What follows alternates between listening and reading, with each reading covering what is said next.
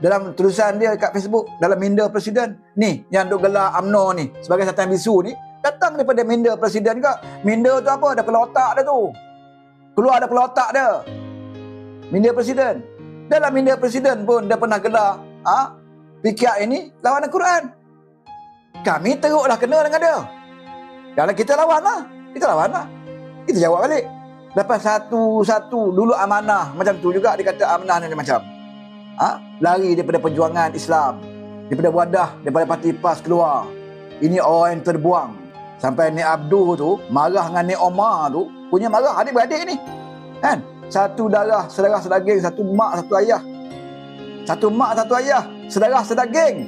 Tapi sebab Nik Omar tu bersama dengan amanah, Nik Abdul dengan adik-beradik, dia boleh kata apa? Air mani yang terbuang. Wajar ke tak wajar? Datang daripada mulut ustaz tu, Nik Abdul. Adik-beradik tu, kalau aku penampar je. Tak kira lah berbeza politik, tapi kurang hajar. Air mani yang terbuang. Air mani siapa? Bapak kau lah. Siapa dia? Tun Nurul Aziz. Kau boleh menghina benih yang keluar ada bapak kau sendiri. Dia dah meninggal dunia, Tun Nurul Aziz. Tapi kau bencinya kau kepada Nik Omar itu kerana tak sama parti politik.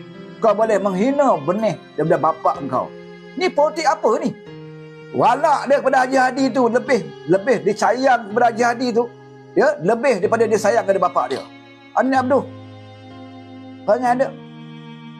Saya rasa kalau arwah ayah dia ada lagi ketika itu, waktu disebut macam tu, memang kena makan tongkat lah. Makan tongkat Nik Abdul tu dengan bapak dia. Kalau itu bahasa yang digunakan. Bila orang tanya dia kenapa dia berbeza, Nik Omar sokong amanah, Nik Abdul sokong PAS. Orang tanya dia kenapa? Oh, dia adik, walaupun adik-beradik, tapi dia ni air mani, ibarat air mani yang tertumpah keluar. Air mani siapa? Air mani lebih hadi ke? Bukan. Air mani ayah kau lah. Kalau Tok Guru, kau boleh hina sendiri keturunan bapak kau. Itu politik, saudara. Kalau golongan ulama, adik-beradik boleh macam tu pecah belah, pelik apa orang lain? Sebab tu kita tak pelik dalam PAS ni pernah ada kafir-mengkafir. Tak pelik. Ni keturunan ulama ni. Bukan tak ada ilmu, ada ilmu, tinggi ilmu mereka. Orang bukan Islam, orang Cina ke India ke yang bukan Islam, kadang adik-beradik dia berbeza parti politik juga. Golongan Cina kan, dalam keluarga dia ada DAP, ada gerakan, ada MCA, ada PKI dalam golongan dia. Tapi tak pecah belah pun, tak gelar-menggelar pun adik-beradik. Takkanlah kerana parti politik kita adik-beradik dah putus satu rahim. Takkanlah kerana adik-beradik kita nak menghina adik kita sampai macam tu dan babitkan arwah ayah kita. Kan? Tapi Nik Omar ni, dia jenis orang yang sabar. Kalau kita tengok cara Nik Omar bercakap, akhlak dia main ikut ayah dia. Kan, banyak bersabar, bertenang, tak ada emosi. Tengok cara Nik Omar kalau bercakap. Si biji macam almarhum Tun Nurul Aziz, kan? Tak tinggi suara, tak emosi, tak apa. Nik Abdul cakap macam tu pun dia tak ada nak ni sangat. Belakang dengan saya, bukan penampar adik-beradik macam tu. Menghina bapak sendiri. Kan?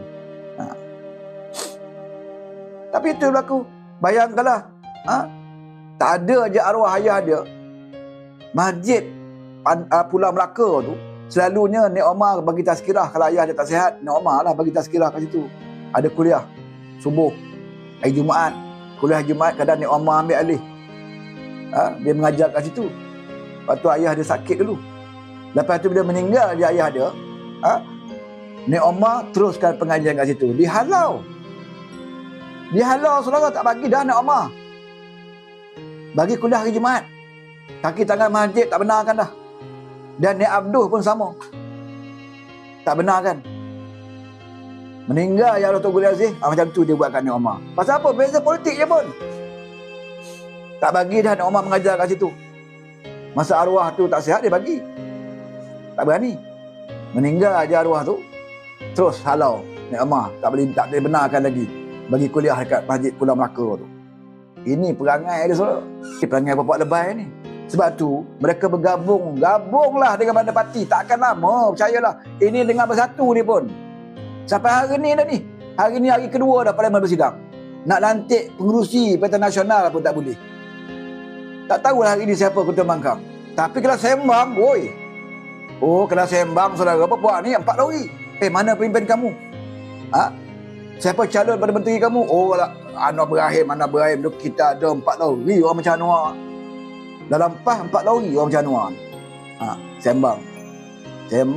Gunung guntung saudara. Kalau dengar sembang terbaik, 4 lori pemimpin macam Anwar Ibrahim. Dia kata. Kan? Tapi bila dia cari seorang, seorang je. Tak payah calon Perdana Menteri. Seorang je pengurusi Parti Nasional. Kita minta sampai hari ni. Sampai hari ni dah beberapa hari, dah 2 minggu lebih dah. Tak boleh nak menamakan seorang.